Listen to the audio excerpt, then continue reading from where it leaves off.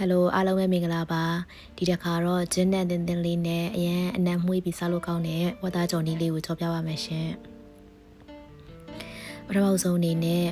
ဝတ်သားကိုသူ့အမြောင်အသားလားရအမြောင်လေးအတိုင်းပဲလှီထားမယ်ပေါ့နော်ဒီညမှာတော့ကျမကအမြောင်တေးသေးလေးတွေမြောက်ထားပါတယ်အရသာပိုဝင်ပြီးတော့စားလို့ကောင်းလို့ပါရှင်ပြီးရင်တော့အရှိနဲ့ကို2ထပ်3ထပ်လောက်ဆေးလိုက်ပါမယ်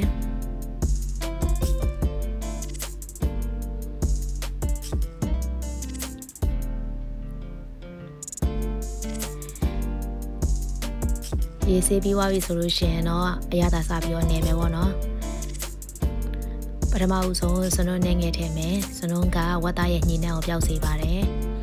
ပြီးရင်စားထည့်မယ်ပြီးရင်တော့ကျွန်မကနည်းနည်းအချင်တက်လေးရတာကိုကြိုက်တဲ့အတွက်တံမြာသီးတစ်စိမ့်လောက်ညှစ်ထည့်လိုက်ပါတယ်ရှင်ပြီးရင်အသင်ထောင်းထားတဲ့ဂျင်းနဲ့ကြက်သွန်ပြူကိုအရင်ညှစ်ပြီးတော့ထည့်မယ်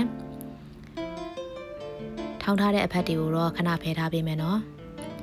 ပြီးရင်နေလိုက်ပါမယ်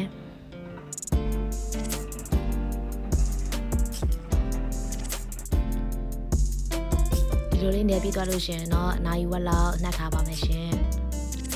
နိုင်ဝက်လောက်နှက်ပြီးသွားပြီဆိုရင်တော့စကြောဖို့လုပ်ပါမယ်တဲဦးလေးကိုစီထည့်မယ်နည်းနည်းလေးစီပူလာတဲ့အချိန်ကျလို့ရှင်တော့နှက်ထားတဲ့ဝက်သားလေးတွေကိုထည့်လိုက်ပါမယ်ရှင်ပြီးရင်ဝတ်သားလေးနည်းနည်းနူးသွားအောင်လို့ညီမကတော့ရှိအနှင်းငယ်ထပ်ထည့်ပါတယ်ပြီးရင်အချိန်တိုင်းတာတစ်ခုထိပြုတ်ထားလိုက်ပါတယ်ရှင်ဒီထည့်ထားတဲ့ရေလေးတွေခမ်းပြီးတော့စီးပြန်လာအောင်ထိကြော်လိုက်ပါမယ်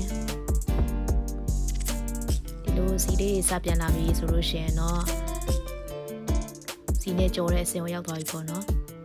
ပြီးရင်ဝတ်သားလေးတွေကအနီရောင်လေးတွေတန်းလာတဲ့အထိကြော်ပါမယ်ဝတ်သားအနီရောင်လေးတွေစပြီးတန်းလာပြီဆိုလို့ရှိရင်တော့ဆောနာက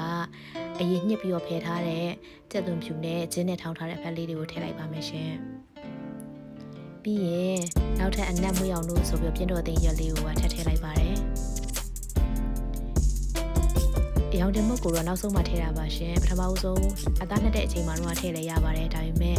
ကြော်တဲ့အချိန်ကျလို့ရှိရင်ချစ်တဲ့ခါကျလို့ရှိရင်လေနည်းနည်းတူးနဲ့ဖြစ်လို့ညီမကတော့စားရမထည့်ပါဘူးရှင်နောက်ဆုံးကျမှချားကလေးကျမှနည်းနည်းလေးဖြူလိုက်တာပါဒီလေးစကြော်သွားရင်လည်းအရွက်လေးလည်းကျွတ်သွားပြီးဂျင်းနဲ့ကြက်သွန်ဖြူလေးလည်းကျွတ်လာပြီဆိုလို့ရှိရင်တော့ရပါပြီရှင်တကယ်လို့အသားကိုနည်းနည်းကျွတ်တာကြိုက်တယ်ဆိုလို့ရှိရင်တော့ဂျင်းကြက်သွန်ဖြူပြည့်တော့တဲ့ရက်တွေမထည့်ခင်မှာအသားကြော်အောင်ထိကြော်လို့ရပါတယ်ရှင်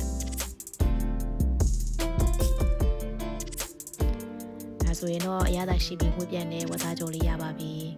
အားလုံးပဲကျေးဇူးတင်ပါတယ်